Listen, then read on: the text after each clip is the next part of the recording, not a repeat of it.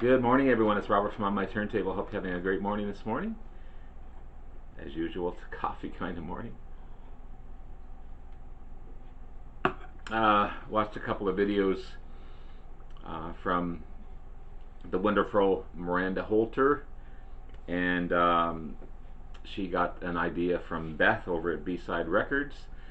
Two great channels. Check them both out. I'll put the link below of both channels. But it's called Gimme 5 favorite diamond albums, and the idea is basically to show your favorite album that has gone diamond status, 10 times platinum basically. So I've chosen probably some of the most successful albums out there, and just happen to have them in my collection, and I still love them all. One I just recently picked up, but it's always been a favorite, but I wanted to show you what I have. So before I get into it, please hit the like and subscribe button below. Thank you to all that have liked and subscribed so far. I greatly appreciate it. I want to continue to put great content out there to be informative and to show you guys some great bands and artists that I have in my collection. Again, thank you to all the BC community. You guys are nothing but the best. Your input on everything, your comments, it's all been wonderful, and I really appreciate it. So this one here, one of my favorites, Meatloaf, Bat Out of Hell.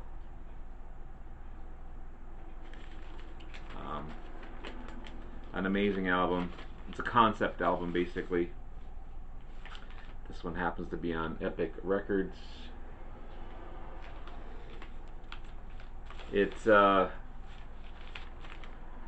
a whopping 43 million copies worldwide, and as of June 2019, it spent 522 weeks on the worldwide album charts, which is just an outstanding goal. It's the second largest charting album to, studio album to have that run. So we have 522 weeks, amazing. But love it. Meatloaf is an amazing singer. You know, you've got Bat Out of Hell, the song, title song. You took words right out of my mouth. Hot Summer Nights, Heaven Can Wait. All revved up with No Place to Go. 2 out of 3 Ain't Bad. Beautiful ballad type of song. Paradise by the Dashboard Light, amazing. And For Crying Out Loud. The video for Paradise by the Dashboard Light is awesome too. Just shows his strength as a singer, and awesome stuff. Bat Out of Hell, Meatloaf. And again, these aren't in any particular order. This isn't a best to worst. This is just my 5 albums that I love. Perhaps not my, I don't want to say this isn't necessarily my favorite album by the band. I love this album, don't get me wrong. It's just at a stage where they're going into more synth stuff. But it's that little 3-piece band from Texas, ZZ Top, Eliminator. You know, their previous albums before this were more bluesy, more straight ahead rock and roll. Again, amazing album, commercially successful album, this one. This one happens to be on Warner Brothers. It released in 1983. It's their most commercially successful album, and diamond certified album to boot. It's just an amazing feat by that little band from Texas. But again, it's a crossroads for them, I feel. It went off into more synthesizer, less boogie guitar type of thing. But I mean, you've got Give Me All Your Lovin', Got Me Under Pressure, Sharp Dressed Man, I Need You Tonight, I Got the Six, and then you have Legs, Thug, TV Dinner, Dirty Dog, If I Could Only Flag Her Down, and Bad Girl. I mean, cool album, but to me, it's a great album. It's just not my favorite album by the band, but I love it just the same. I love all their albums. I've got their first 10 albums on in a box set, and again, I think maybe because it's so commercially successful, it's been overplayed. I mean, you hear Legs all the time. You hear so many songs off of this one all the time, but still, awesome album. Just picked this one up the other day. Born in the USA. Awesome, awesome album by Mr. Springsteen. It's the only album I have by Bruce Springsteen. I know he's a world famous artist, composer, poet. Writes about Americana, strong in his beliefs. Again, just an amazing artist. I just don't have any other albums by him, but that's not to say that I won't. And I've got nothing against this gentleman. I think this is an amazing album. It put him on the map, even though he was famous. This just put him over the edge. It's the 7th studio album released in 1984. Massive commercially success from this album. 10 singles, just off of this one album alone. 10 singles out of, I don't know how many songs are on here. 10 songs?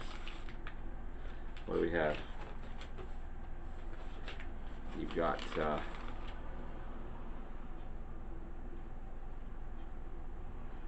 six,